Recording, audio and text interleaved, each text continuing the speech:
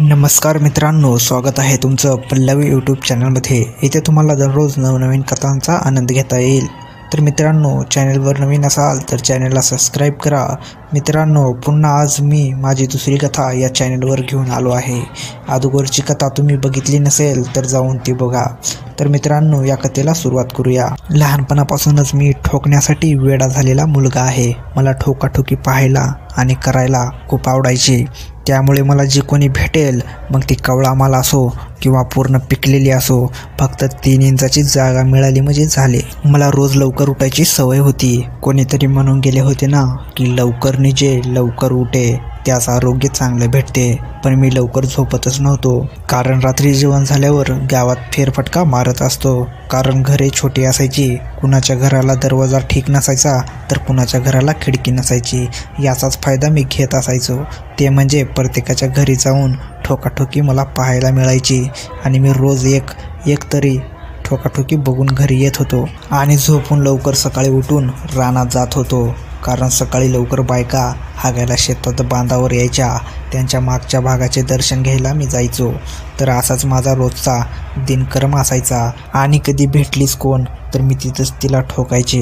आमच्या वरच्या गल्लीत शांता नावाची बाई राहत होती। एकदम भरलेली माल होती। तिचे शरीर एकदम भरगच्च होते। तिचे वय साधारण 40च्या आसपास असेल, पण ती नऊवारी लुगडे घालत होती। म्हाताऱ्या बायका जशा नेसतात तशा तिचा मागचा आकार आणि तिची चालताना हलणारी हालचाल ही जाणवायची आणि प्रत्येकाचा स्वटा उठवायची। तिचे आंबे पण उठून दिसायचे। ऐकले होते की खूप जणांनी हिला ठोकलेली आहे। गावातील कोणी शिल्लक नाही ज्याच्या खाली ही झोपलेली नाही। पण मी गावात असूनही मला कधी ठोकायला मिळाले नाही। असंच मी एकदा विचार केला आणि एका दिवशी मी तिच्या गल्लीत फिरायला गेलो तर तिच्या घरातून गावचा पोलीस पाटील बाहेर पडला। ती शर्टचे बटन लावत होता। मला कळायला वेळ लागला नाही की मध्ये काय झाले असेल ते। मग ती थोड्या वेळाने बाहेर भांडी घासत बसली होती। मी तिथून फिऱ्या मारत लागलो। दुपारची वेळ असल्यामुळे तिथं कोणी जास्त नव्हतं, त्यामुळे तिला समजले की मी तिच्यावर लाईन मारायला आलोय। शांता म्हणाली, ए पोरा, काय करतोस इथं? कोण पाहिजे तुला? मी चाचरत म्हणालो, कोणी नाही, असंच फिरत होतो। शांता म्हणाली, फिरून फिरून दमला असशील तर ये पाणी प्यायला। मी थांबलो आणि हो म्हणालो आणि तिने मला लगेच घरामध्ये घेतले आणि मी खुर्चीवर बसलो। तिने मला पाणी आणून दिले आणि तिने दरवाजा बंद केला आणि बोलू लागली, पोरा, तू इथं का आलास मला माहिती आहे। मी लगेच म्हणालो, कशासाठी? शांताजवळ येऊन तिने एक हात माझ्या सोट्यावर आणि दुसरा हात तिच्या चिमणीवर ठेवला आणि म्हणाली, ह्या दोघांसाठी।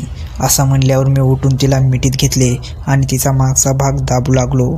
तशी ती पण माझ्या सोट्याला वरून सोडू लागली होती। शांता म्हणाली, पोरा, पटकन आवरून घे। मगाशी पाटील आला होता, पण त्याने काय मला शांत केले नाही। त्यामुळे लवकर मला ठोकून काढ आणि माझी खाज मिटव।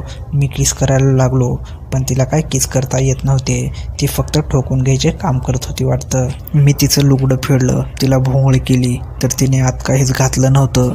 बॉल लटकत होते तिचे। खाली जंगल होतं, पण माल भारी चमकत होता। मी तिच्या बॉलावर तुटून पडलो। शांता म्हणाली, पोरा, नुसतं खेळत बसणार आहेस का? माझ्या छकुलीला शांत कर ना। तुझं मुसळ माझ्या उसळीत घाल आणि मला मुसळून काढ चांगलीच। मी म्हणालो, हो शांताबाई, मी त्यासाठीच तर आलोय। जरा मला खेळू द्या, मग तुम्हाला ठोकून काढतो। शांता म्हणाली, लवकर ये, माझी भट्टी खूप गरम आहे। त्या पोलीस पाटलाने सगळ्या रंगाचा बेरंग करून गेलाय। तू दिसलास म्हणून बरे झाले, नाहीतर मी शेजाऱ्याच्या म्हाताऱ्याकडून जाऊन ठोकून घेणार होते। मी तिचे आंबे चोळत होतो आणि बघत होतो। थोड्या वेळाने मी माझे कपडे काढले आणि मी तिच्या अंगावर झोपलो, कारण ती चोकायला तयार नव्हती। मग तिचा दाना पाणी पाणी झालेला होता। त्यामुळे मी माझा सोटा लगेच काही वेळ न घालवता लगेच काच दिशामध्ये घातला आणि थोडं धक्के देऊ लागलो। पण काय झालं मित्रांनो, कारण तिने इतके सोटे घेतले होते की तिच्या जागेचा भोसडा झाला होता।